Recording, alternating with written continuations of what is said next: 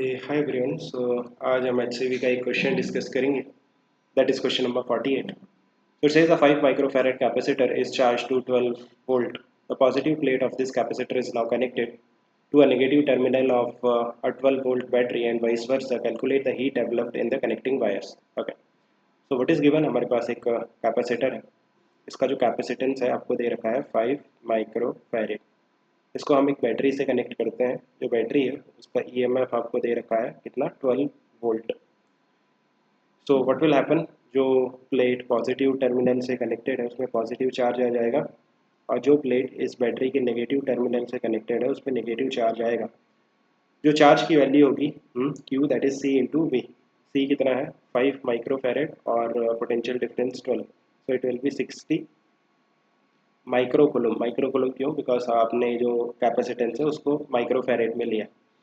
तो इस वाली प्लेट पे आपके पास +60 माइक्रोकुलम का चार्ज है और इस वाली प्लेट पे आपके पास -60 माइक्रोकुलम का चार्ज है।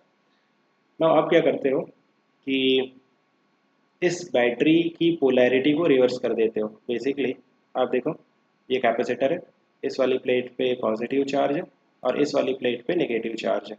अब मैंने क्या किया कि जो जो प्लेट पे पॉजिटिव चार्ज है उसको नेगेटिव टर्मिनल से कनेक्ट करना है, और जो प्लेट पे नेगेटिव चार्ज है उसको पॉजिटिव टर्मिनल से कनेक्ट करना है।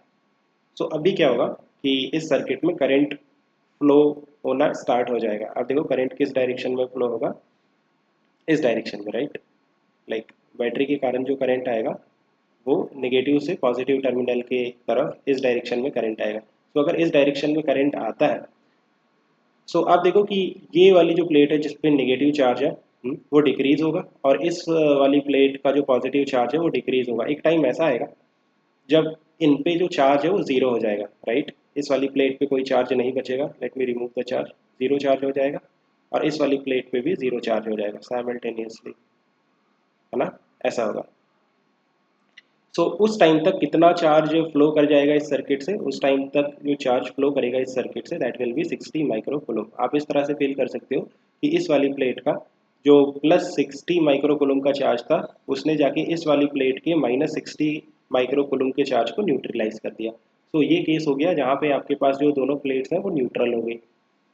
अब ये तो ऐसा केस बन गया कि जहाँ पे आपके पास एक कैपेसिटर है जो कि न्यूट्रल है, और आपने इस तरह से एक बैटरी से कनेक्ट कर दिया है जिसका पोटेंशियल डिफरेंस जो ईएमएफ है वो 12 वोल्ट है, और जो कैपेसिटर है उसका कैपेसिटेंस कितना है 5 माइक्रोफैरेड। तो ये तो सिंपल केस बन गया। अब क्या होगा कि करंट फ्लो करेगा इस सर्किट में कब तक, जब तक कि जो चार्ज है ना, जो प्लेट पॉजिटिव टर्मिनल से कनेक्टेड है उस पर पॉजिटिव चार्ज आ जाएगा, और जो प्लेट नेगेटिव टर्मिनल से कनेक्टेड है उस पर नेगेटिव चार्ज आ जाएगा। और कितना आएगा, 60 माइक्रोकुलम पॉजिटिव प्लेट पे, और नेगेटिव प्लेट पे माइनस का 60 माइक्रोकुलम, राइट। सो अभी और कितना चार्ज फ्लो किया बैटरी के थ्रू, आप देखो 60 माइक्रोकुलम चार्ज और फ्लो किया, राइट। लाइक आपको पॉजिटिव प्लेट पे 60 माइक्रोकुलम का चार्ज और नेगेटिव प्लेट पे -60 माइक्रोकुलम का चार्ज कब मिलेगा, जब बैटरी फर्दर 60 माइक्रोकुलम का चार्ज फ्लो करेगी, राइट। सर्किट से 60 माइक्रोकुलम का चार्ज फ्लो होगा। सो आप देखो ये दो स्टेज में हो गया। फर्स्ट स्टेज में जो कैपेसिटर है वो अनचार्ज हुआ, तो बैटरी से कितना चार्ज फ्लो हुआ, 60 माइक्रोकुलम। सेकेंड केस में जो कैपेसिटर वो फिर से चार्ज हुआ अपोजिट पोलैरिटी में, सो फिर से बैटरी से 60 माइक्रोकुलम का चार्ज फ्लो हुआ। So total charge phloem through the battery is 120 microcoulomb, है ना। 60 microcoulomb plus 60 microcoulomb that is 120 microcoulomb का चार्ज बैटरी से फ्लो हुआ नेगेटिव से पॉजिटिव टर्मिनल में।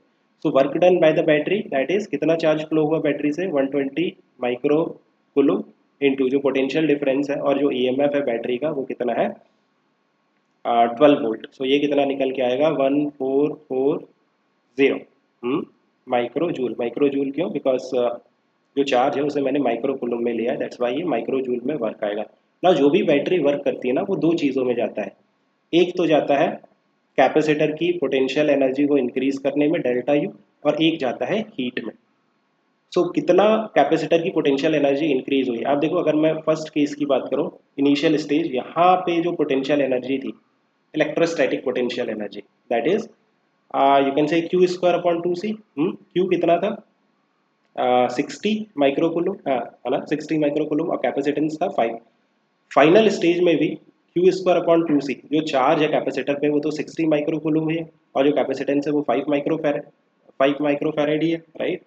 सो इनिशियल एंड फाइनल जो पोटेंशियल एनर्जी है आपके कैपेसिटर की वो सेम है। So increase in the potential energy of the capacitor is zero. So जो भी बैटरी ने वर्क किया है वो हीट में कन्वर्ट होगा। सो कितना वर्क किया है, 1440। ये पूरा का पूरा जो वर्क डन बाय बैटरी है ये हीट में कन्वर्ट हो जाएगा, है ना। You can say 1440 micro joule, और you can say 1.44 milli joule. Like आप कन्वर्ट कर सकते हो ना, माइक्रो मीन्स 10⁻⁻⁻6 और milli means 10⁻⁻3, right. I hope you have understood. Keep working hard, best of luck.